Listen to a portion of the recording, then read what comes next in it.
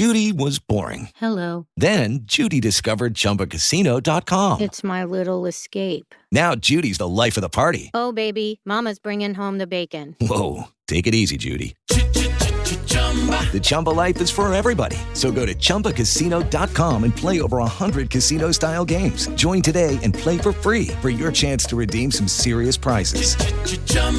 ChumbaCasino.com. No purchase necessary. Void where prohibited by law. 18 plus terms and conditions apply. See website for details.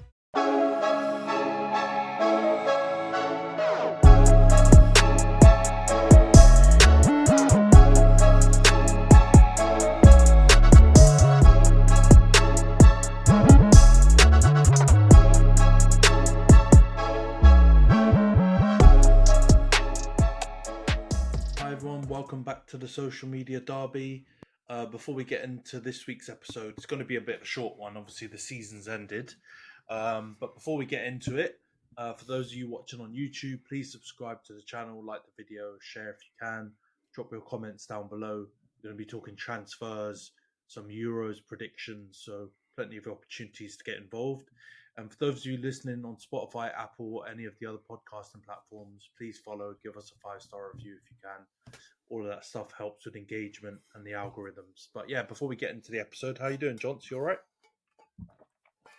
Yeah, I'm doing pretty well, mate. Not too bad. Obviously, I guess I feel like the club football season is properly done now with the Champions League just gone. So, as you can see, I'm glory hunting today and wearing my Real Madrid shirt. But yeah, other than that, I'm doing well, mate. How are you? Yeah, I'm all right. I actually feel like I can breathe a little bit again. As much as we all love the football and everything like that, it's been a long old season. And it's nice to be able to just focus on other things and then get ready for this tournament that's coming up, which will be always love the tournaments. They're always, whether it's Euros, World Cups, Coppers, which was also going on, or even AFCON and Asia Cup that went on in the winter. There's always a bit of a vibe around it, so should be interesting. And we've got our predictions later, so we'll get into that. But before we do, it's not quite transfer season yet because I think the window hasn't opened yet, as it normally opens in July. But since the seasons are all finished now, you've got people announcing moves, and a bunch of players have already had high-profile moves. Obviously, Killy got announced just now. The biggest secret of football. He's finally going to the team you're wearing the shirt of right now. What are they, 14 or 15? 15-time Champions League winners, or 14? Something like that. 15, yeah. So yeah, we all knew that was happening, but surprise, surprise, it'll be interesting to see how that team works. Because they kind of... I heard some other content creators talk about it today, and I want to get your opinion on it. Madrid kind of stumbled upon a system which works pretty well, but I think one that no one really saw coming or working as well in the off season last year. I think we kind of didn't expect Benzema to leave, and if we did, we expected them to get a striker straight away. But they kind of played with two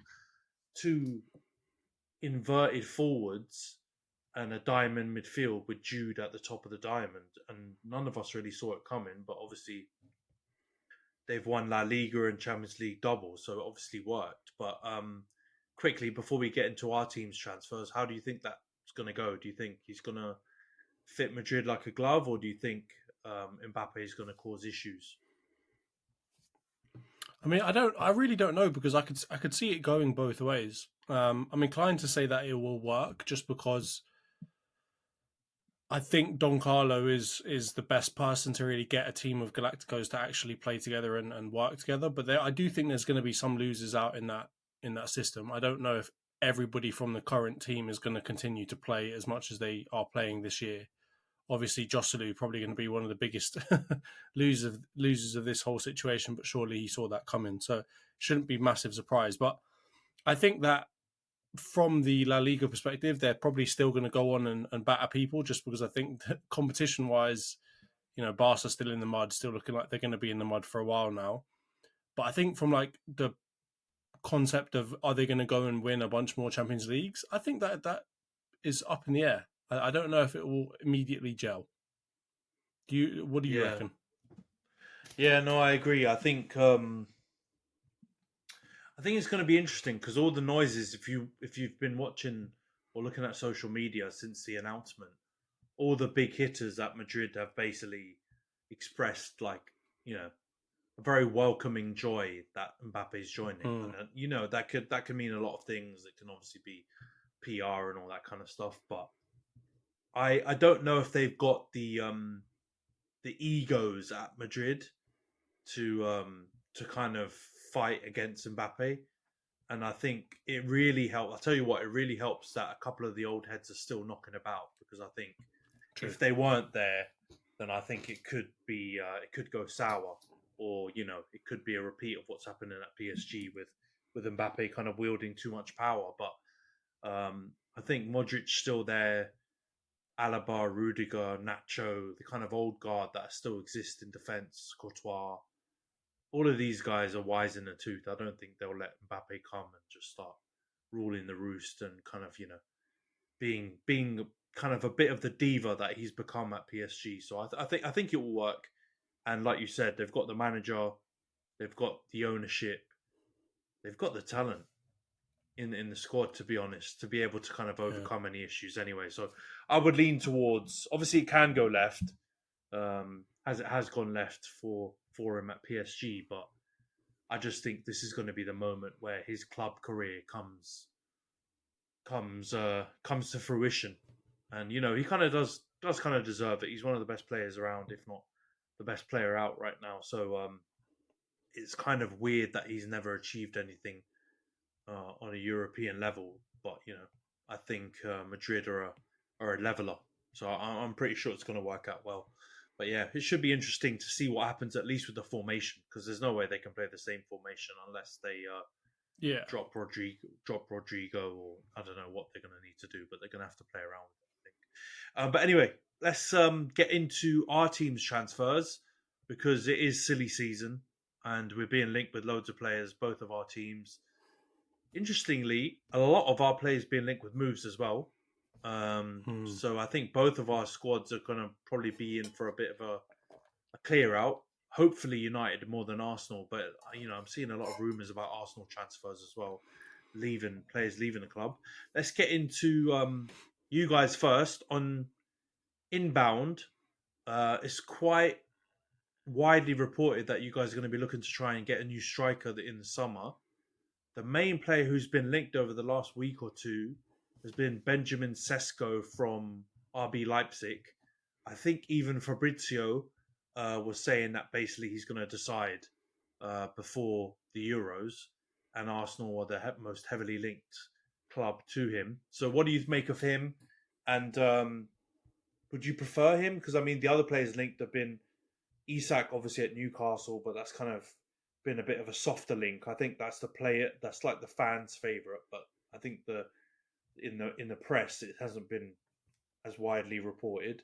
Or the other Swedish striker, Gyökeres at Sporting, who's actually been lighting it up. He used to play for bloody Coventry in the Mhm. Championship and is now Portuguese league champion. He's the other big striker that's been linked.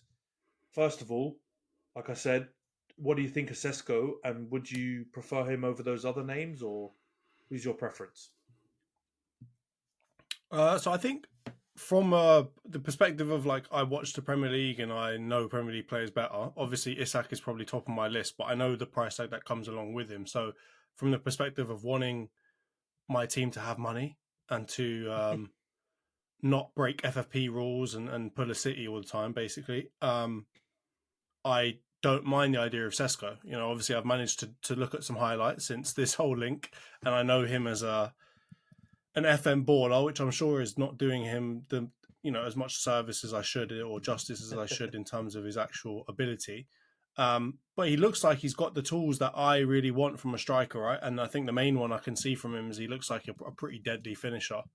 And when I say that, I don't mean like a fox in the box kind of 5 yard out finisher. He looks like he's actually got the kind of techers that, for example, Isak has in terms of being able to really pull off some difficult finishes. So all of that is looking good for me. I think the other thing alongside of it is he's a pretty big guy, but he's not like a wham guy, if that makes sense, right? He looks like he's still 21. He's not overly developed. He's not weighed down. He's not huge. He's not, kind of. If you look at Gyökeres, like he's a bit of a unit already, right? And I can kind of tell from that what his playing style might be. Whereas with Sesko, he still looks a bit Isak-like, right? He looks a bit Bambi on ice, kind of skinny boy. So I think that to me is kind of, I'm hoping is going to be that he's more of a tech man and less of a destroyer, which is what I'm really looking for. So I think it's too early to say, but I'm going to go Sesko over Gyökeres. I definitely would prefer a Sesko type player over Gyökeres, but I'm still undecided between Isak and Sesko, and I think it's really going to come down to the fact that I think Newcastle are probably going to be unwilling to sell Isak for a reasonable fee. Yeah, and I mean, I agree with you. It's kind of just a bit of the unknown, even though he's been banded about for a while. Like we've been linked with him for 2 or 3 seasons, even when he was at Salzburg and all this kind of stuff. So he's been like one of these wonder kids knocking about in transfer rumors with a lot of big clubs. So there's obvious, when a player's banging around like that, and people are talking about and linking him to big clubs, it's generally with reason. He's obviously a bit of a baller. I do think he's got some of the attributes that Isak could have, but he's kind of more like an Isak, I would say, in the kind of Sociedad Dortmund days where he's still quite raw. I think if you get Isak, you're obviously getting the finished article, and he's prem proven, and you can list out his attributes. You know what he's going to give you. I think Sesko, you're getting, and don't be offended by this, but you're kind of getting a bit of a Højlund type project striker when you get Sesko. He's still, he hasn't played loads of games. I think he had a big injury at Leipzig, so he kind of only got back in the team back end of the season. And they obviously had what's his face, Openda, the Belgian striker, who was doing quite well for them in the early part of the season. So it was a bit difficult to get in, but I think he'd be a decent signing for you, man. To be honest, and like you said, money wise, if you got a couple of other positions you want to fill, Sesko's probably economically the most sound option. But I hear you. I think it fits the mold. If you want that kind of tall, gangly, long kind of rangy striker, Sesko and Isak is definitely your best bet. You've also got a couple of other big links, one in midfield and one in defence. Interestingly, the midfield one is another Newcastle player who's been, I think, the most linked recently, and that's Bruno G. But I guess you can probably just copy and paste what you said about Isak about Bruno G, to be honest, because I've read rumours that there's £100 million release clause, which is only valid from the back end of May till the end of June. So you've basically got 3 weeks or 4 weeks left to sort the deal out at 100 mil. So that's super pricey. Or the other options being linked is Zubimendi at Real Sociedad, who I think you've been linked with for a couple of seasons now, but never pulled the trigger on. And Youssouf Fofana, who's a free from Monaco. Another really good player. Don't know how his contract's about to run out. No one's bought him earlier. He's already been capped by France. Really combative, good midfielder. But what do you think about this position? Are you happy with those names? And out of those three, Guimaraes has got to be the one you look at and think you want to get. But I know he's done some foul stuff to Arsenal in the last couple of games. So how do you feel about that link? Do you want him housing on your side now, or do you want to get revenge? I mean, I'd take him, but I'm worried for the amount of money that we'd have to take him for. So I mean, from my point of view, if I've got to choose between one of the two Newcastle guys to get, I want Isak, and they can keep Bruno G, to be perfectly honest with you. And the reason I say that is because I think Bruno G is a good player. He's obviously been one of their stars, and he obviously fights really hard for them. There's a Brazilian link and all these other things that that make me believe it would work at Arsenal. But I just don't know if quality wise, if that is the position where we need to be spending 100 million, or if it's in the striking position. So that worries me a little bit, to be perfectly honest with you. I was of the belief that we go after kind of a Zubimendi, a Fofana type of transfer for that part of the field, and then leave the big money signing for the striking position. So I don't know. I really am in two minds as to who I want. Like, if I can get Bruno G and the striking position is already decided that we're going for Sesko, then fair enough, let's go for Bruno G. But if at the same time I can get Isak, and that means I get Zubimendi or Fofana, I'd probably prefer the latter. So it's a difficult one, Yeah, that but makes sense. yeah. No, I hear you. I think logically that makes the most sense. I just think that stylistically it's a bit of a weird one because I think you're really looking for more of a holder and a sitter, and Bruno Yeah, I don't G really is need a tech kind man. of Bruno G is kind of like a Brazilian Rice in terms of his style of play. He's going to want to go a bit more forward and kind of, he's an engine. I don't know if he's the sitter. So when I look at those other links, I think Zubimendi and Fofana make much more sense because they will happily just sit in that Jorginho/party role, and they'll fit the role, I think, better. But for some reason, these Bruno G links don't seem to be going away. So there must be some truth in it. I don't know whether or not you'll go for him. I think just 100 million is bonkers. Like, as much as he's a good player and, and everything, it's not anti-Newcastle stuff at all. It's just, I just feel like 100 million is pretty crazy for him. I'll be honest. I get the 120, 100 million for Isak links because he's a bagsman and he's going to score you goals and he could be the difference. But I can't see Bruno G making the difference to your he's team 26, that Rice man. made. Yeah. He's 26. It's not as if he's like some young up and coming like centre mid. And I don't know if there's as much hype around him as there was around Rice. So it kind of smells a bit weird that they want to try and get 100 million for him. But I think you got to combine it with the fact that Newcastle aren't looking to get rid of people cheap, right? I think if this was any other that's team, his release clause, isn't it? Exactly. They've So got like no if control this over was any other team, I think he'd be going for 60, 70, 80. But the fact that like he's going for 100 million is ridiculous. Inflation has gone mad. Yeah. I just don't think they'll get it. I don't think you'll go for him at that price, and I can't see another club knocking around that would, to be honest. And I think they're smart inserting a clause like that because then Bruno G still feels like he's able to control his destiny a little bit, but they know then they're not going to get 100 million from anyone. I think it would be absolute. I mean, obviously Rice went for 105, so I could say I'm not saying he's as good as Declan Rice. I think he's knocking around. He's not English. Similar There's level. no English tax as well. Just remember yeah, that. Exactly. So Rice got severely kind of priced up because of the English tax stuff and because West Ham didn't really want to sell and there was no clause, and then obviously City came in, so it's a bit of a bidding war. So competition. I don't think those elements are going to come into play here. So I'd be shocked if you guys got him. And yeah, stylistically, I just don't think you'd have to change the system somehow because I don't think he's going to be the sitter.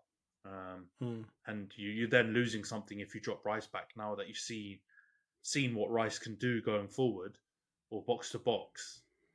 It's kind of, you can see the vision where he would be taking Xhaka's old role instead of the party one. So yeah, let's see. The last position though is really interesting actually because it's a centre back that I've seen you guys severely linked with or strongly linked with. The strongest links at the moment is Jorel Hato at Ajax. Super young again. I think he's 18.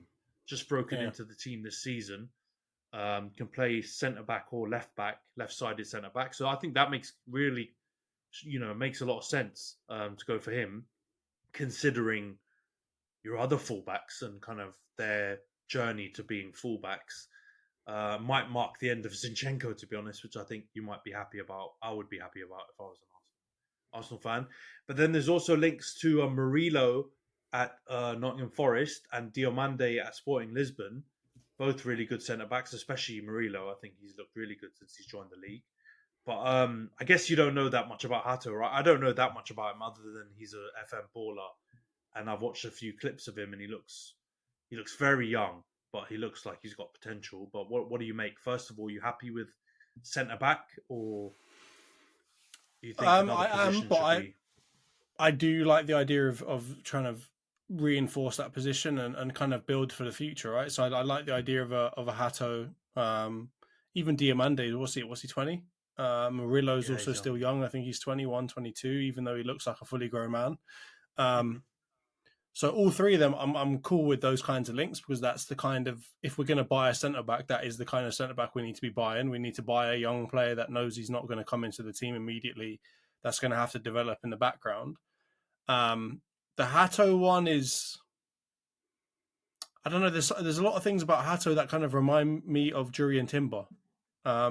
He is a left footer versus a right footer, but obviously Jurriën Timber's kind of ambidextrous and is really good with both feet. But there's something about him in terms of height, stature, the kind of way that I see him play from his highlights that reminds me a lot of Jurriën Timber. So I'm not sure if that's necessarily the kind of player that we'd be linking. I think to me, it makes more sense to go and get a Murillo or a Diomande, because they seem to be more of a full-on centre-back type of position to me. Whereas Hato seems like he can be kind of like a Ben White, Jurriën Timber-esque type of player, where he can play a little bit in the centre and a little bit out left. But if we're going to buy Hato, then that tells me that we're not going to go and buy a left-back, which will annoy me.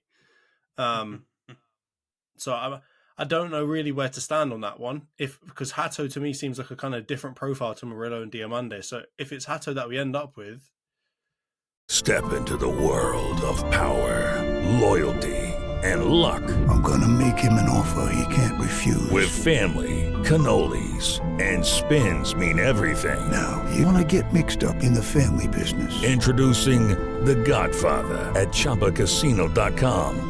Test your luck in the shadowy world of The Godfather slot. Someday, I will call upon you to do a service for me. Play The Godfather now at ChumbaCasino.com. Welcome to the family. No purchase necessary. VGW Group. Void where prohibited by law. 18+. Terms and conditions apply. It's gonna ring some alarm bells in the whole Zinchenko front. So for that sake, I hope it's Murillo or Diomande, and then we add another category to this that says left backs. Yeah, to be honest, I kind of disagree though. I understand what you're saying, but I think Timber will be your left back next season if he stays fit. And so if you get Hato in, it makes a lot of sense, because he could cover that position quite well. He's played a bit of left back, and he's quite similar stylistically to Timber, I think. But do you think then that Zinchenko is going to go then? I mean, I think he just might. I think Zinchenko will just be sparingly used, I think. And I would sell him if I was you guys, but I don't know if there's a huge market for him. And I don't know if you'll be able to recoup. But I just think he'll stay in rotation.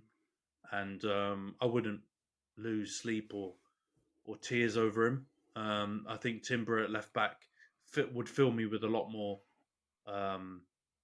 confidence in Zinchenko at this point. And even Tomiyasu at left back would as well, which I think are all more valid options than Zinchenko. And I think Hato comes in and offers a bit of depth in that position, and he can play in that kind of Gabriel backup slot as well, I think.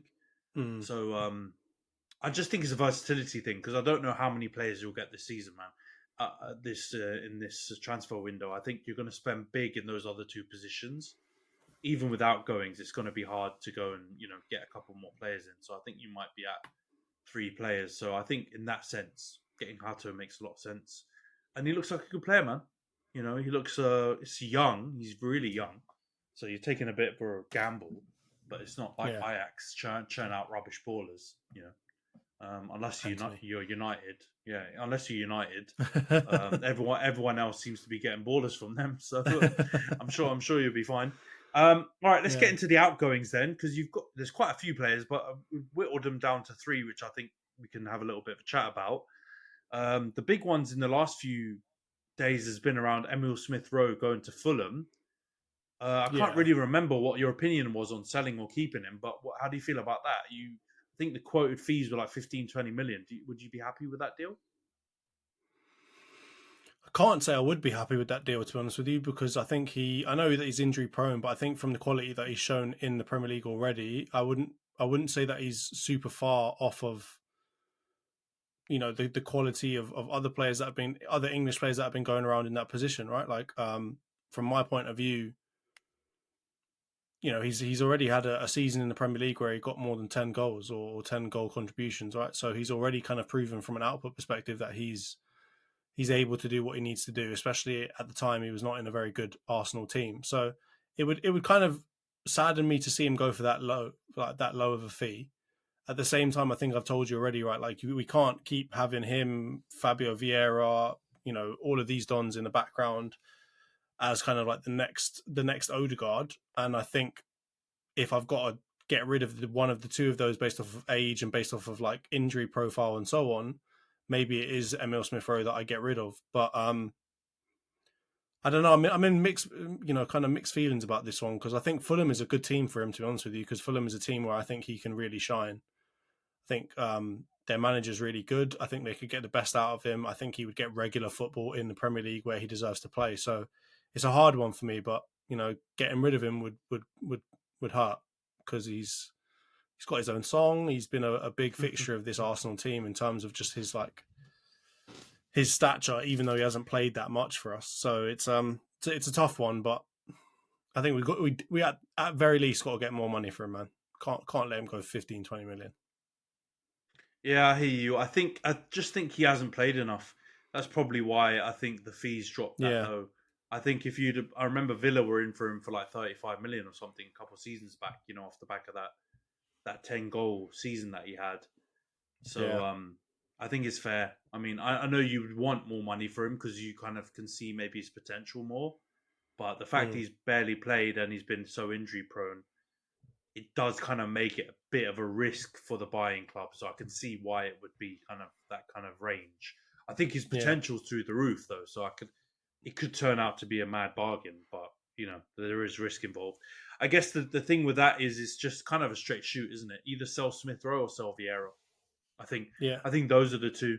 And I know a lot of Arsenal fans, I don't know what you feel about this, would rather sell Vieira because he's basically shown nothing since he's been there. But I think that's harsh. He's shown good, but also shown bad. That's the thing that probably levels it out to zero, is that he's shown actually good moments, but he's also shown himself getting sent off and kind of being invisible physically. So I get it. But I don't know. I think he's a good player. We could loan him out. We could loan him out as well. He's still a very young player. Could get him some game time somewhere else. I'm sure someone would be willing to take him on loan. That's what I was saying. I think it's probably there's other elements to this deal, isn't it, that probably make Smith-Rowe more attractive to sell. Because I agree with you. I think Vieira, you might be able to loan him. If not, you'll have to take a big hit on what you paid a few seasons back. Whereas with Smith-Rowe, pure profit, sell him for 20 million, 50 million, whatever it is, it's going to hit that hit the bottom line and help you guys with the other transfers you want to do.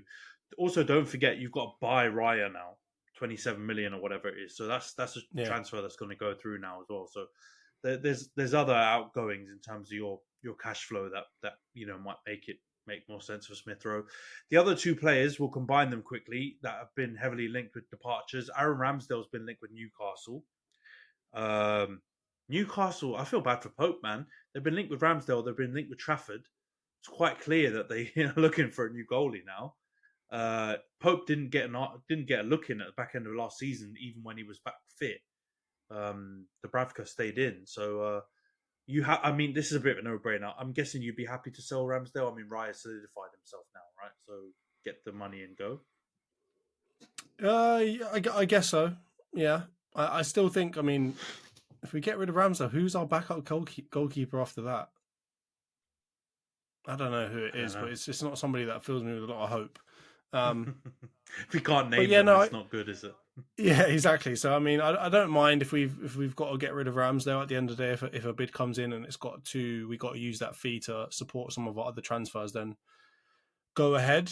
I'd obviously like to see him go somewhere else and not Newcastle because I hate them. But if that's where he's got to go, then fine. Particularly if it was in part of a swap deal with Isak, go ahead. But yeah.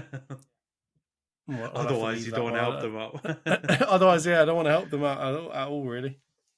I think the fee was like 25 million, so it's not even a huge fee. You're still taking a 10 million loss on what you paid. That's less than we bought for him. Yeah, that's less than we paid for him, which is not filling me full of happiness, but okay.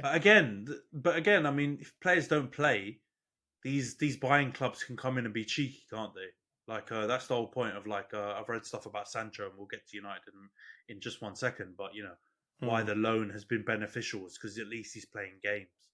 So if he plays well, then Yeah. the value can stay the same or get better. But just keeping him on the bench. I mean, I haven't even heard about Ramsdale until recently when he was in that bloody Hagrid costume at one of the Yeah. games supporting one of his mates. So that tells you how top of the mind he is at the moment. Other Hmm. player, this one makes complete sense. If you're looking to buy a striker, one of your strikers got to go. It's either Nketiah or it's Jesus. Um, it's again looked more likely to be Nketiah. He's been linked with Palace, Fulham, Wolves. Are you happy with that? And would you choose Yes. him out of those two?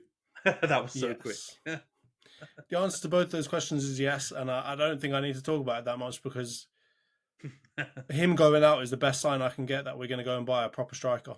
And it's a shame Yeah. because we just gave him quite a long contract a couple of seasons ago. But I guess this was part of the reason why, right? Is that we were trying to get maybe more for him in the transfer market and see if he can really work it out at Arsenal. And it's shown so far that he's obviously a good player, but he's just not been able to kind of bring it together for us. So I'd be happy to see him go to any of those three teams of Crystal Palace, Fulham, or Wolves. To be honest with you, I think they are the really good places for him to shine. I think if he goes to Crystal Palace, bloody Glasner will turn him into Henri, for God's sake. Who knows what will happen to him, and we might regret that. So if we're selling him to any of those teams, I want a cheeky little buyback clause in there as well, please. I want to get some Pep-esque football, some Man City type of business behaviours in here, and chuck a little buyback clause in there somewhere, please. Yeah, no, that would make sense. I mean, I don't even think that's worth it. Like, I just, he'll be a good player for that level. He would bang at Palace, I think, but even again, when I say bang, I don't think he'll ever become an Arsenal standard first team striker of the Yeah. level of some of the other players we're talking about. So he can kind of reach them Mateta levels back end of the season and do really well for them. I think he'd be good at Wolves as well. I don't see the Fulham links just because they've got Muniz, and I think he was unbelievable last Yeah. season. So he's just going to ride the bench there. But with Wolves and Palace, I think he's got a shot. I mean, with Palace, he's obviously got Mateta there, but I don't think Mateta can keep that up. I mean, I think there will be a moment where he'll drop, and I think Nketiah is a better player. So, yeah, I think that makes sense. But no, interesting times. A lot of links for you guys. Let's go on to United then, real quick. Our ins. There's kind of only been two players that we've been heavily linked with over the last couple of months, or sorry, weeks. Within the months, we've been linked with everyone. For the last couple of weeks, the two big players that have been linked with is obviously Michael Olise from Palace and Jared Branthwaite from Everton. Both of which I think are very doable deals, by the way. With Olise, I think it's a 60 million release clause that he got entered in his contract when he signed that new one at the end of last season when he rejected Chelsea. So 60 million is very doable, I think, for us. And then Branthwaite, in normal circumstances, I think I saw stuff about 80 million and all this kind of stuff, which is obviously crazy, but English tax, etc. But Everton have their deal to sell the club that they needed for their PSR rules fell through, and the deadline's passed, so they desperately need money now. So I've seen talk of like a cut price deal at 40 million or 50 million, which I think is very doable for him. So I think two really doable deals, two players that have been, I say prem proven. Brathwaite's only got one season, right? But they've played in the league. They've shown they can do fairly well in the league. In Elise's case, he's obviously one of the brightest young stars. We've obviously got competition for both of them. I think Chelsea are in for Olise again. Branthwaite, I've seen soft links to you guys. I've seen obviously links to City, a few other clubs involved. So we'll have competition for them. But in my personal opinion, I would love for us to sign both of those players. I'm kind of more focused on the centre back area because we do have Diallo at right wing, who I really like. But I don't think Olise coming in would, I still think they'd fight for the position together. And Diallo can also come inside and play as 10 and stuff like that. I don't think that would write him off. But I'm focused more on the centre backs just because we've obviously lost Varane. We're going to probably lose Evans, which I never thought I'd ever say as a negative. But we might lose Maguire. There's talks of Lindelof leaving, so we basically hardly got any defenders left. So I'm really keen on us getting a couple of defenders through the door ASAP, and I like Branthwaite. But I'll start with him. There's been other links to Todibo. There's been Lenny Yoro, but I think with the Yoro one that's pie in the sky, he's probably going to go to Madrid. I've seen all the links with him to Madrid, and let's be honest, they've won a Champions League last weekend. We are not even in the Champions League, so if he has a choice, I'm sure he'll choose to go there. Todibo, it seems like a very realistic one. He plays at Nice, which obviously are owned by Ineos as well. He's said that he's very interested in coming to United in the Premier League, so I think that's a good option. What do you think in terms of the centre-back options? Do you think we're right going after Branthwaite, or do you think Todibo, Yoro, someone else is a better shout? I think you need to go for all three of them. With the number of people that are leaving you, I think you're going to need a lot of them, because outside of Lisandro Martinez, who are you going to have to play that position outside of him, right? If Maguire goes, if Lindelof goes, if Johnny Evans goes, if Rafael Varane goes, you are looking very light in that position. So I think you should have interest and have feelers out for all three. I think Branthwaite would be your top option for starting, because I think he's proven in the fact that he's actually played enough games in it. He's been part of actually a really good defence, despite the fact that Everton generally stink. The best part of them is their centre-back kind of centre position in the defence. So I think he's probably the one that you'd want to start. But Todibo alongside of him and maybe a Euro as kind of a young option, all interesting. As you said, though, I think Lenny Euro is probably going to go to Real Madrid now. I don't think people can stave off that call anymore, especially with the fact that they've got Killy now as well. That is the real Galacticos of the world again. So I don't know if there's anyone that can turn that phone call down anymore, to be honest with you. But yeah, I think you should be in for all three of them. I think if you can get Branthwaite for 40-50 million is an absolute steal, considering the fact he's English and he's a centre-back, which is, I would imagine, would be up there with one of the most expensive positions that you can buy right now. So I think that would be a steal. And if you can get him and stave off competition from Chelsea or Arsenal or whoever else is in for him, you should count yourselves very kind of fortunate, I guess, because for that price, I can imagine a lot of teams being interested in him. Yeah, no, I like Branthwaite. He obviously had a slightly dodgy moment with Haaland at one time, which I'm sure he'll want to correct if he does come and play for us and go against City. But no, I agree with you. But even just imagine how mad that sentence is. Like he had a hard moment against arguably the best striker in our league. Like it's not even exactly. To me, it's not even like fair enough. But what's mad about that is he pocketed him for the rest of that game, and he had exactly. One stinky moment, which was bloody memed all over the shop where he's scrambling. But other than that, he pocketed him. So no, I'm a big fan of Branthwaite. I love him to come. I kind of agree with you. We probably need two centre backs though. Although I would say I don't think Maguire's going to leave. I think the way he's turned things around, and I think the fact that he just doesn't want to leave. So we can't force him out. He's got a couple of years left on his deal. If he does leave, he'll probably leave for free. To be honest, I don't think he'll leave. So I think we will go into the season with Maguire, Martinez, and Kamwala as the leftover defenders from this season. Kamwala. No, I like him. Opportunity. I like him. Like he's a good player. Yeah, he looks like a good youngster, man, and I think he's got the right attributes to at least form part of our squad. And I wouldn't rule him out to be a first team player at some point as well. But I think those three will go into it. So I think the Euro one's probably, like you said, pie in the sky. But I can see us getting either Branthwaite, Todibo, or maybe another left field defender, and who knows, maybe another one. But I think it will just be one. And on the right wing, Olise, sorry. I mean, there's been links with Cunha from Wolves, Kudus from West Ham. To be honest, I don't see those happening at all. It's quite obvious that they've zoned in on Olise, and that's the one they want. We've been linked with him for like 3 or 4 months. There's been all these talks, all these rumours going around. Every big super agent, transfer guru has been talking about it. It's quite clearly going to be a shootout between us and Chelsea, and he's going to decide who he wants to go to. What do you think about that signing? Do you think he'll be... I've heard some people say he should stay at Palace. I've heard some people say he should go to United. I've pretty much heard no one say he should go to Chelsea because they're bloody crazy town. But what do you think? You think it will be a good signing for us?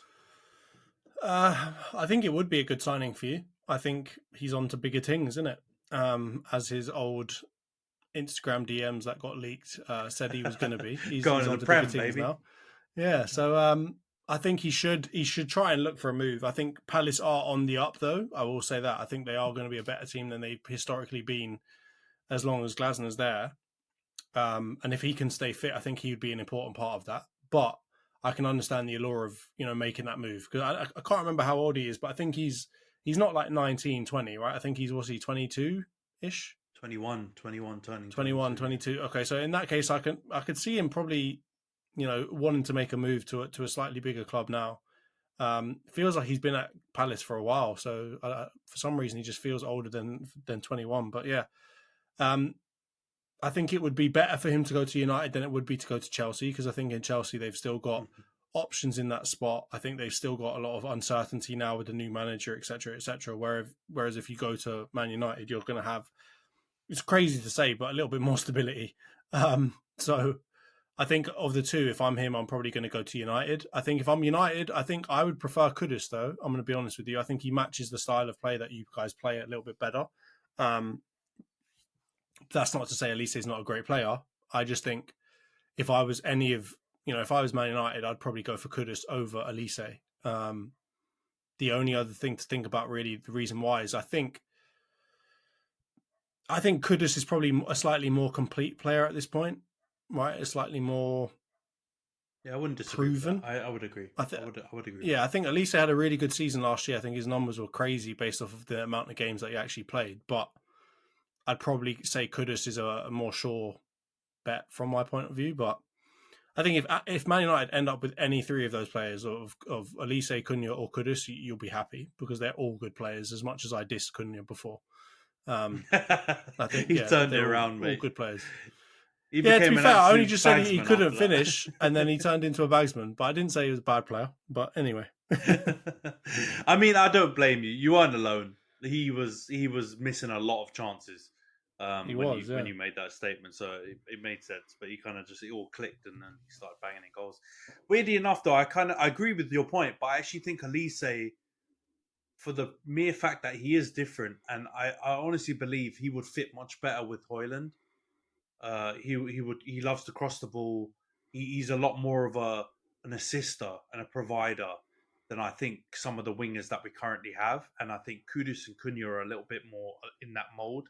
Whereas I think if Olise comes in, he's a lot more of a team player and a provider. And I think assist wise, you'll probably see, a fairly hefty output from him. And I think he'll work really well with Rasmus. And I think you just got to give Rasmus chances. I mean, I don't think we did that enough this season. So I actually would lean more towards that one. But I get what you're saying. Kudus is a more complete player at the moment, and Cunha as well. I think they're more polished, but I think Olise's got some attributes that would probably benefit our team a bit more. The last area we've been looking at is centre midfield. This one connects with one of the players that we've been linked with selling. So João Gomez, I think, is the one that we've seen most heavily linked, also from Wolves. Looks a really good player, by the way. I haven't seen loads of him, but when I've watched Wolves, he's looked really decent. He loves to put a tackle in. He's again in that kind of modern mold of Brazilian, where he's more of an S-house than a wavy baller. So I actually think he'd fit in quite well with Kobe and Bruno and some of our other midfielders. But he's the main one we've been linked with. The other ones are Amadou Onana, not Andre, so it'd have two Onanas if he came from Everton, and João Neves from Benfica, who looks like a really handy young player as well. Personally, I'd probably prefer to get either João Gomez or Onana, just because I think they're more combative, and that's what we need in the midfield when you've got Kobe and some of the other more attacking box-to-box kind of silkier midfielders. I think we need that bite in there and that engine, which I think both João Gomez and Onana bring. And I'd probably just about lean towards João Gomez, because I think he's also a good passer, and I think he's a bit more complete than Onana. But what do you think? Do you like the sound of any of those players, or do you think we should be looking for someone else in midfield? Personally, I'll just say before I ask you that, I really like Edison at Atalanta, but I haven't seen many links with him. But what do you think? I don't think any of them are terrible shouts. I would say João Neves is probably the worst shout out of the three of those, just because I don't think it's time to take chances on a lot of players from overseas. As you can see with Olise, Branthwaite, Cunhas, Kudus, all of those are players that play in the Premier League, which I think is important. You need players that you can rely on that have played in the Premier League, that know what they're doing here in England a little bit better. And I don't mean that in a Brexit FC type of way. I just mean Prem-proven players is important right now, especially if you're a team that's kind of rebuilding. Moving like the EDL. Yeah, Tommy Robinson, if you know. But yeah, I think out of those lot, I think João Gomez is kind of a new one because I wasn't really hearing his name until this season. Like I literally, outside of that, I had not heard of him at all. And I know that he's been at Wolves since the beginning of the season before. And I think they got him straight from Brazil. So I'm not going to say that I'm like overly enamored with him. I think that obviously he looks like he's good. He looks like he loves a tackle. But I think the smarter choice from my point of view is Onana. He's a little older. I think I can't remember how old he is specifically. Let me have a little look. But I think he's a little bit older. He's like 22, 23, yeah. It's 22. Okay, so that's not too bad. But he's huge. He's mahoosive, right? He's both-footed as well. Yeah, he's a unit. He's both-footed. He's knows how to play in the Premier League. I think you could get him again from Everton for a cut price. So I think that's also another good thing as well. But I just think like next to Cobby, the biggest complaint you guys have really had in that centre mid position is that people just run past you. Like there's literally not even any friction for anybody to stop an opposition player running straight through you. I think you want to try and fill that with a 6'5", 6'6", whatever. Amadou Onana, who plays both feet, got an engine, and pretty much wins every aerial duel you'll ever get. It's not a bad answer. There is something very... Judy was boring. Hello. Then Judy discovered ChumbaCasino.com. It's my little escape. Now Judy's the life of the party. Oh, baby, mama's bringing home the bacon. Whoa, take it easy, Judy. The Chumba life is for everybody. So go to ChumbaCasino.com and play over 100 casino-style games. Join today and play for free for your chance to redeem some serious prizes. ChumbaCasino.com. No purchase necessary. Void where prohibited by law. 18+ terms and conditions apply. See website for details. I don't know. There's something very David Moyes about him. He feels like he would be a David Moyes type of sign. Yeah, like it's not a Fellaini kind of David Moyes type of signing. But I think in this point, you probably need something like that. You need to shore up that centre. And I think he'd be a good one to go there, especially from a set piece perspective as well. If you think about the fact that Alessandro is kind of undersized for a centre back, you need to compensate for that, right? And what better than a 6'5" absolute brick, S-house? There's not really much more you can do than that. So I think, Onana would be my favourite out of all of those lot. Yeah, no, I hear you. We're being harsh on him to compare him with Fellaini as well, because he's good on the ball. He's not like an absolute wizard. Oh, yeah, he's not like he's not a playmaker or anything like that.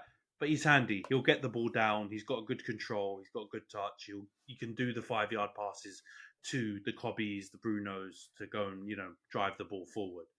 So I hear you. I wouldn't be against either one of them, to be honest. And I really like João Neves, by the way. I just don't see with the emergence of Cobby how we can get another midfielder in that mold into the club.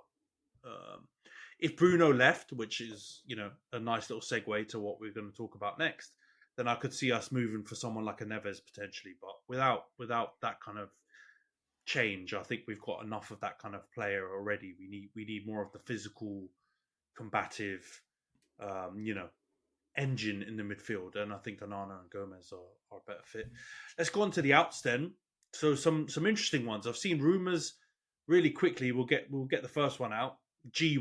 Greenwood, the one we're not allowed to talk about. He's been heavily linked with Atletico Madrid, Dortmund. Let's be honest, it's going to happen. He's going to be sold, right?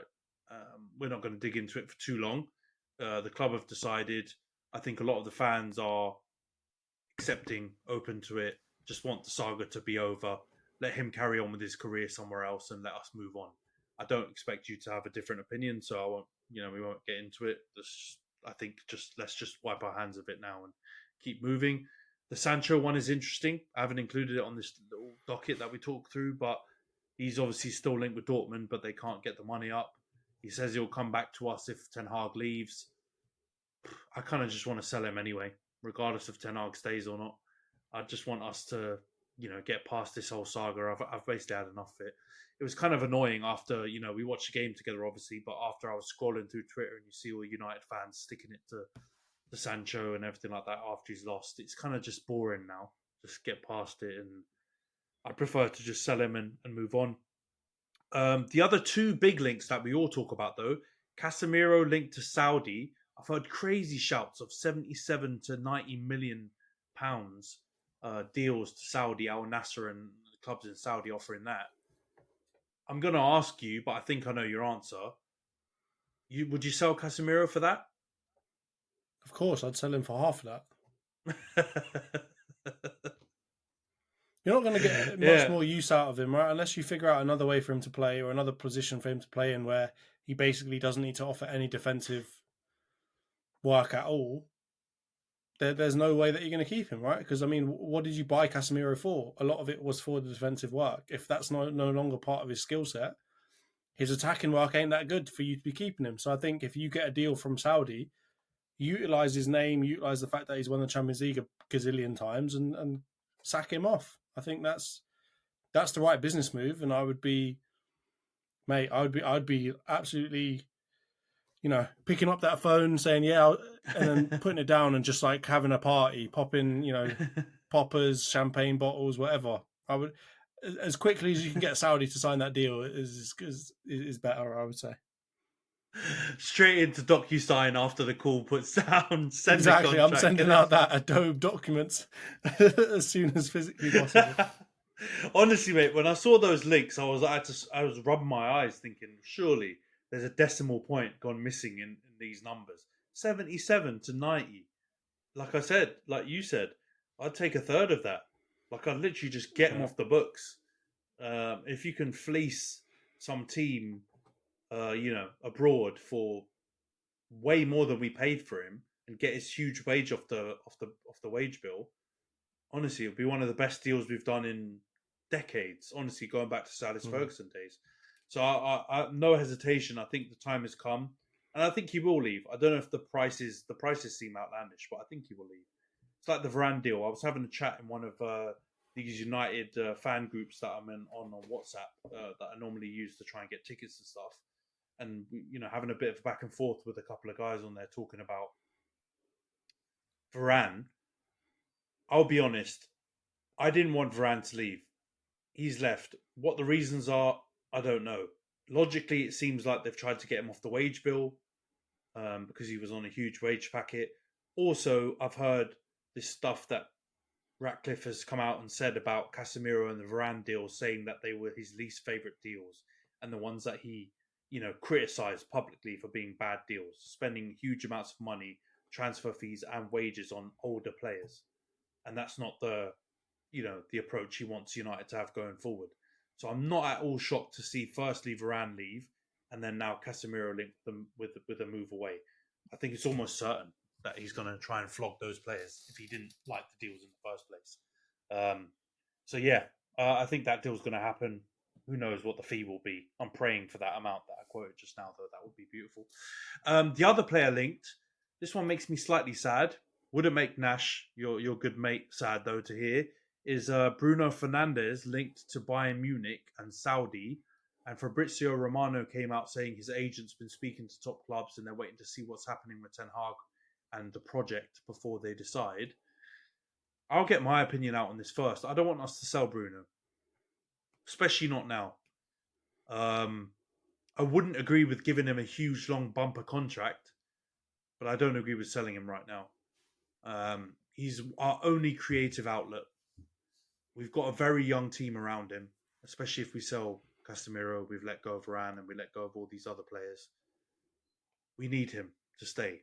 So I would do everything I could to keep him, bar giving him like a 5-year deal. If we can give him like an extension on his current 2 years left, maybe by a season, with slightly more money, then I might do that deal. But I think we've got to try and keep him. What do you think, mate? Do you think we should sell or do you think we should keep?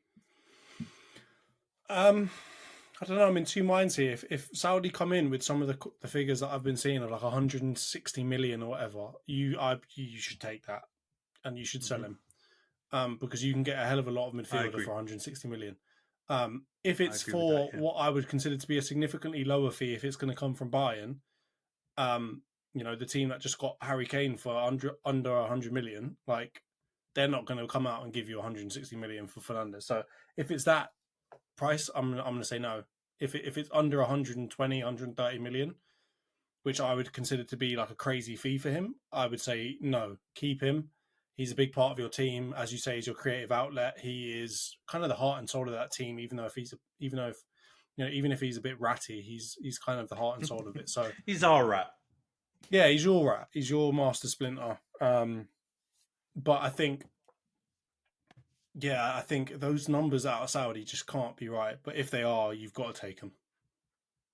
No, I agree with you completely. I mean, I've seen 120, I've seen 140, I've seen 160. All of those numbers I would sell Bruno for. You can go and get, a Florian Wirtz type player plus someone else for that amount.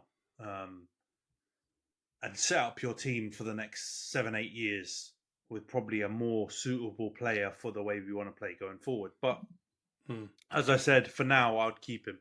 If it's for the realistic sums, I would keep him for that. And, I'd rather sell some of the other rotational players or deadwood players or out of favour players instead and free up money that way. Yeah.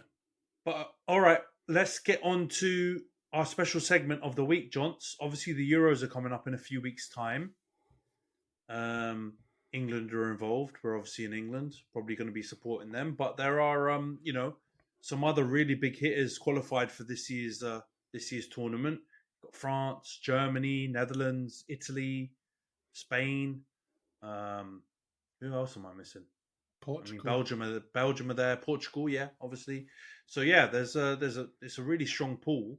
But we're going to go through and predict our winners, dark horses, flops, and player of the tournaments, just as we did for AFCON and Asia Cup earlier in the season.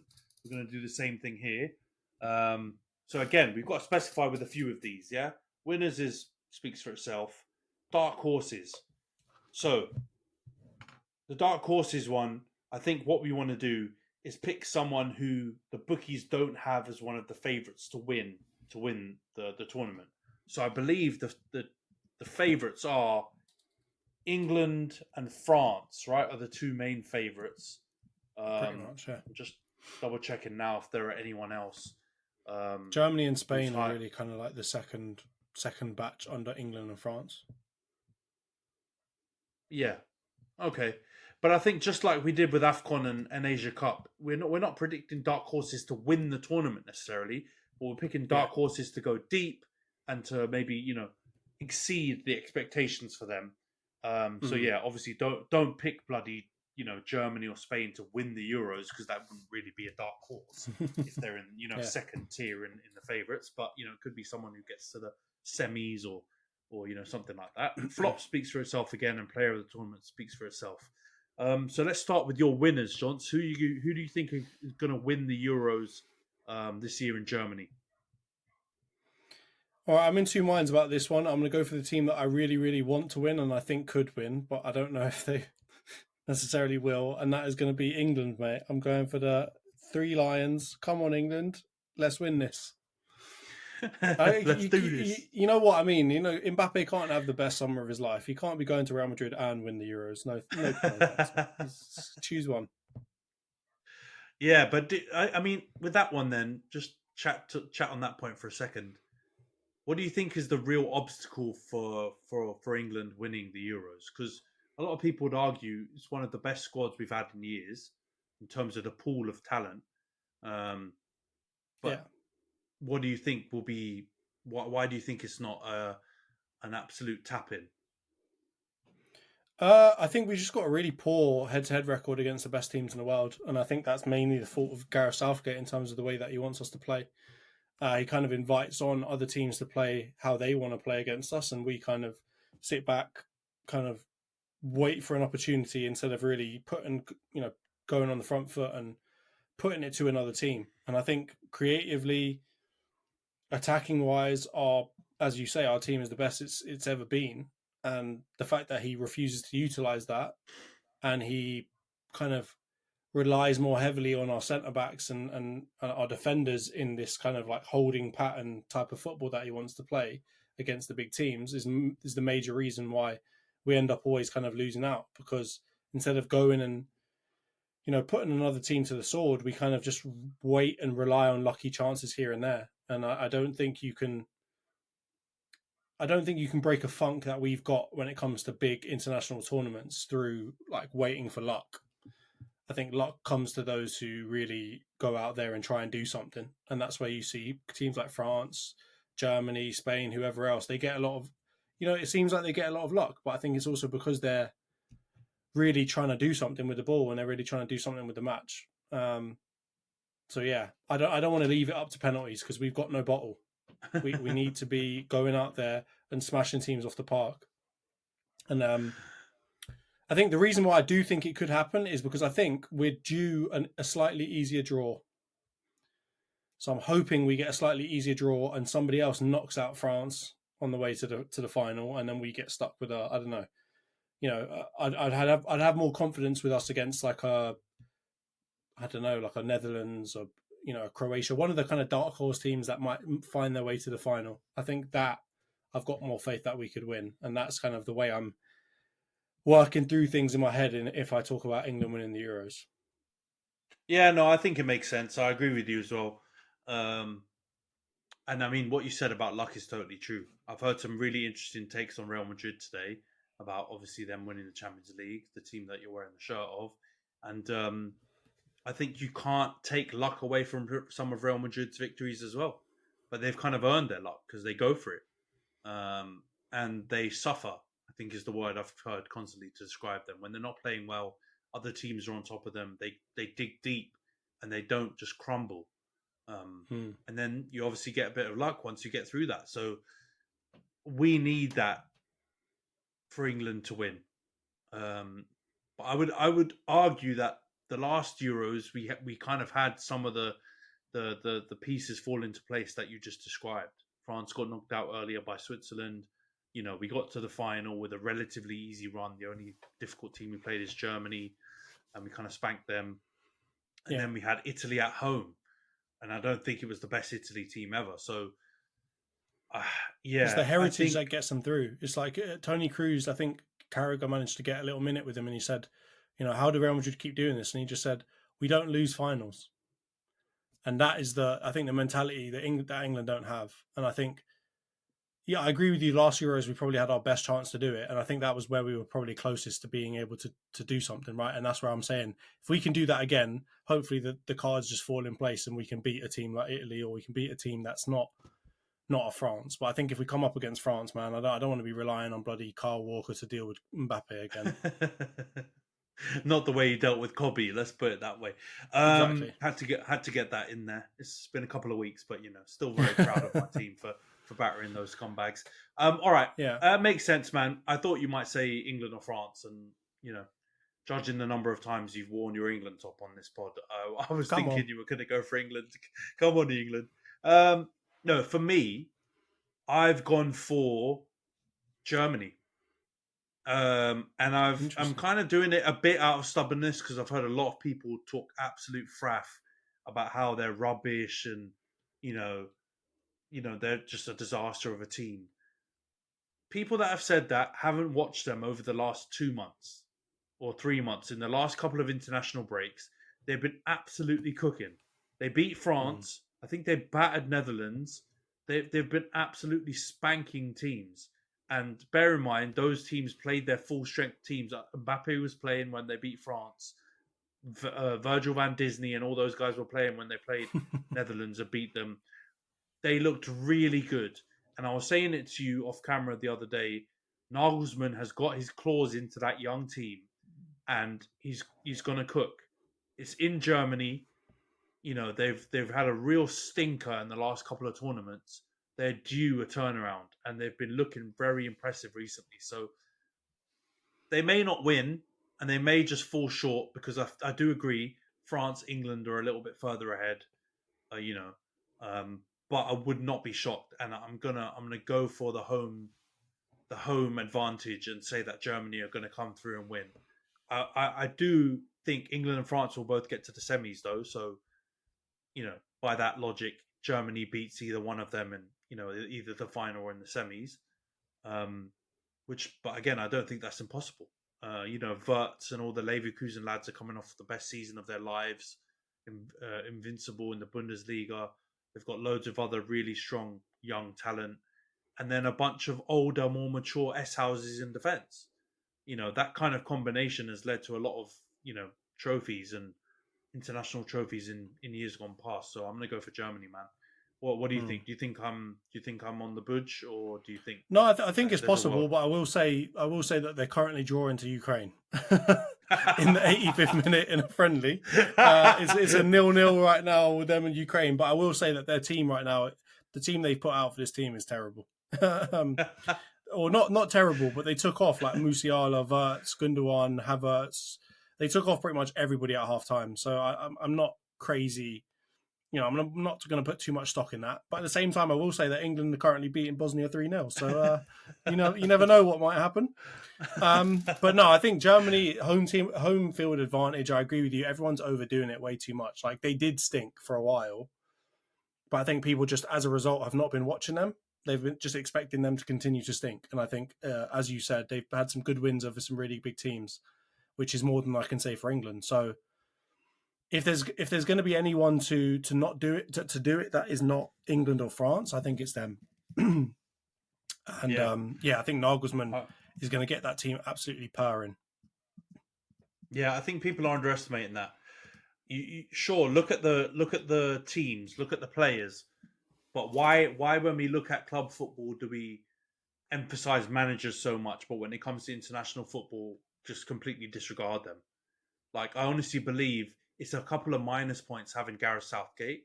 It's a couple of plus points having Nagelsmann.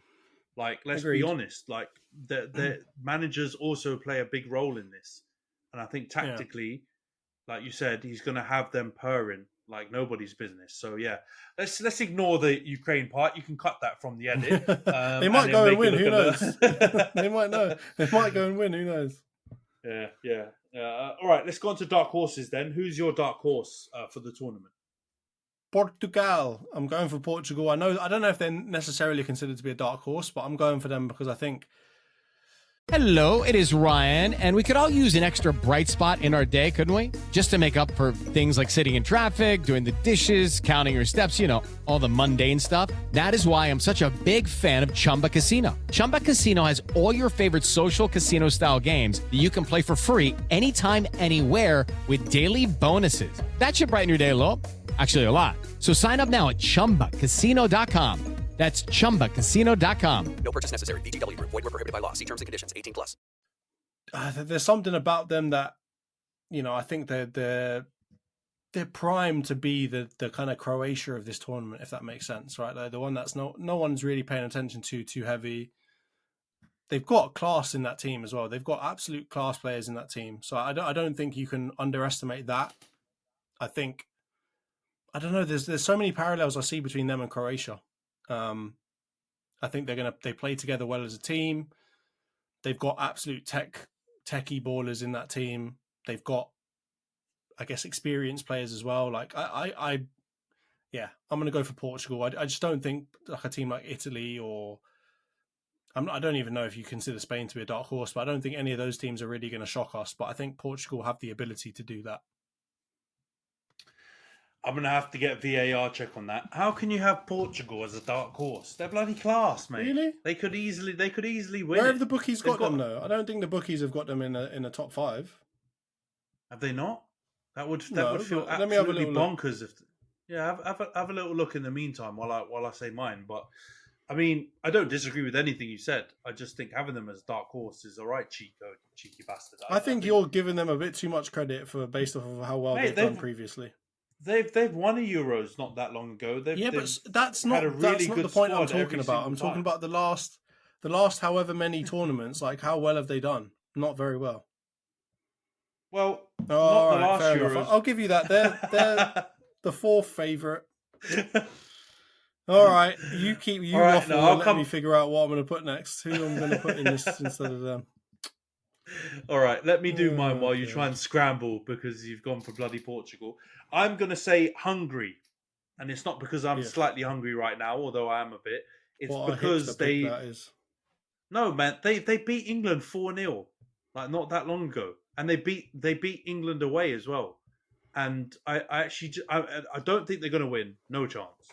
But I have a feeling they could be the fourth team in the semis that somehow manages to kind of knock out a Portugal or a Italy or a Belgium to get to the semis. But they don't have an amazing team of household names, but they I think they're one of the strongest teams as a unit. And seeing how they dispatched of England both home and away, yeah, I was really shocked, man. I like you said, England I've seen before or kind of suffer with the big teams, but generally their win rate against the teams they should beat was really high. So for them to lose home and away, I know it was only Nations League or whatever, it was a shock, man. So I think Hungary have got a decent team, and I think they'll be my dark horses. Have you thought of who are going to be your dark horses now? Not bloody Portugal. I guess I'll have to go for someone like Denmark. I think they probably had one of the better qualifying rounds. I think it was like 7 wins, 1 draw, 2 losses. Not too bad. They also did pretty well against some pretty good competition in the last Euros. So I could see them maybe doing something. I think they've got a pretty good manager as well. Yeah, if I'm forced to have to pick a less favourite of a team than Portugal, then I'd probably go for Denmark. I think Hungary as well, same kind of thing, but I just think Denmark have a bit more heritage. So I'll probably go for Denmark. Bang out the next pod. I'm going to see you banging out the Hummels and get all the classic Danish gear out, bloody Peter Schmeichel shirt and all that kind of stuff. I mean, heritage means a lot, mate. Look at who just won the bloody Champions League. So no, you're heritage right. And means Denmark won a Euros when they didn't even qualify, and they came in and just replaced the team that got disqualified, and they went on to win it. So there you go. Yeah, I actually think they'll do well too, but I don't know if they'll be able to push on to the same levels as Hungary. But yeah, all right, cool. What about flops then? Who are your flops of the tournament? Spain. I'm always putting Spain for this. And this is just so I hope Rodri has to come out and diss people again.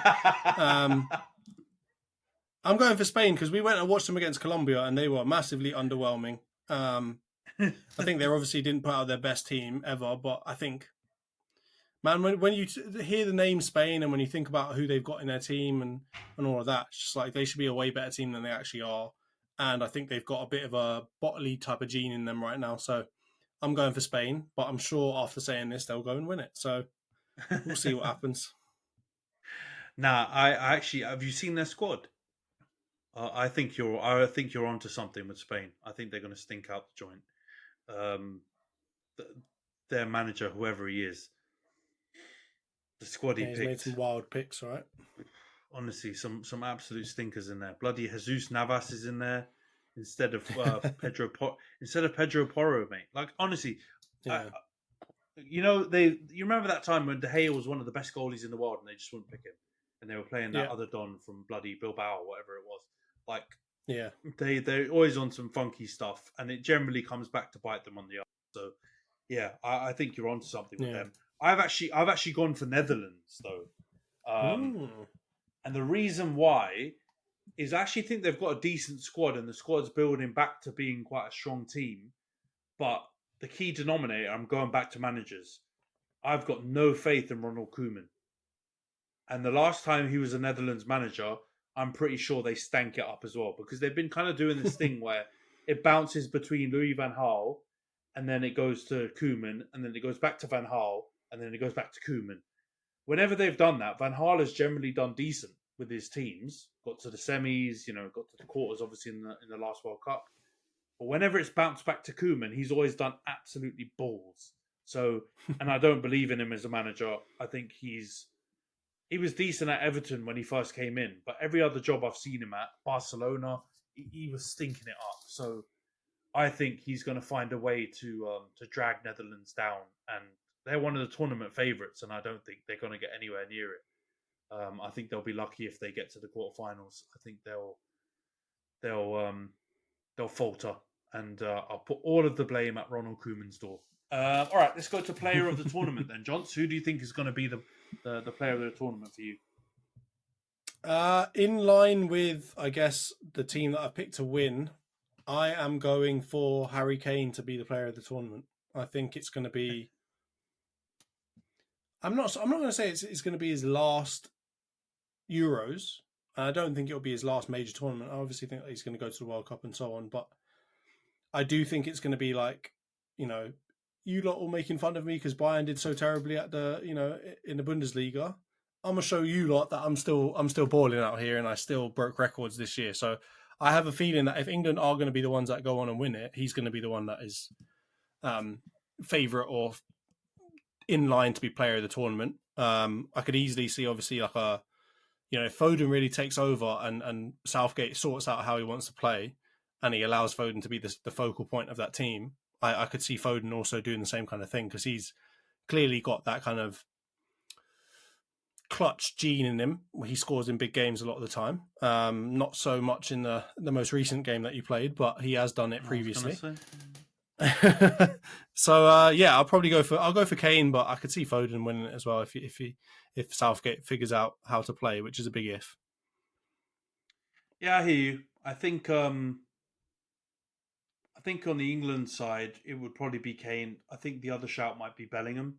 Obviously coming off he didn't play well. He didn't play that well in the Champions League final, but he's generally been kind of coming up clutch. I'd probably say more so than Foden, to be honest. Although Foden had a great season in the Prem, in some of the big games he's also gone missing. So I would rather think it'd probably be Kane or Bellingham from England. But I've gone in line again with the team that I think will win, and I've gone for. I was really tempted to go for Musiala, but because he's actually my favorite German player, it's not King Kai. It's going to be Florian Wirtz. I just think international football is like tailor made for him. Like when I've seen him play international football for Germany, you know how when you see a player play amazingly for club, and it doesn't always translate over to country and vice versa. I was kind of like interested to see how he was going to do, because he's obviously done so well for Leverkusen. It can sometimes swallow you up at international level. But like I said, in those aforementioned friendlies where they beat big teams, he was one of the best players, if not the best player on the pitch. So I think he's going to absolutely ball out. I wouldn't be shocked if it was Musiala if Germany won, because to be honest, talent-wise, I think he's got the highest ceiling. I just don't think he's had as good of a season as Wirtz, and I don't think he's coming into the tournament with the same kind of form level. So I'll probably just edge it to Wirtz. But you know what? I could also see Leroy Sané having a really good tournament, but I don't think he will reach the level that I think it would require to win it. So I'm going to go for Florian Wirtz. I think he's gonna ball out. And yeah, I just think international football is just made for him. I think he's just going to take to it like a duck to water. All right, so that's our list then. For winners, I'll recap real quick. I've gone for Germany. You, Johnson, have gone for England. Dark horses, I've gone for Hungary. You've gone for Portugal/Denmark. Flops, I've gone for Netherlands. You've gone for Spain. Player of the tournament, you've gone for Harold Jebediah Kane. And I've gone for Florian Wirtz. All right, so I feel like we've got a good spread now. This will add an extra bit of jeopardy to the tournament. Hope for your sake you're right with the winners, but I wouldn't be shocked if both of us are wrong, because we've left out a big elephant in the room with our predictions. Probably the bookies. I don't know. England, the bookies' favourite now. I think I read something that they were, but they shouldn't be. I think France should be. So we haven't really talked too much on them. But yeah, let's see how it goes. All right, Johns. That's wrapping up this week's pod. A bit longer than we kind of thought it would be, but transfer season always takes over. But we'll wrap it up here. Also, just want to call out again, make sure everyone follow, like, share, comment, subscribe on YouTube. Everything helps with the algorithms, and obviously we're trying to grow the podcast as big as we can. So yeah, any kind of engagement, super appreciated. But yeah, John, thanks a lot, man, and we'll see you guys next week. Cheers, Ant. Cheers, everybody.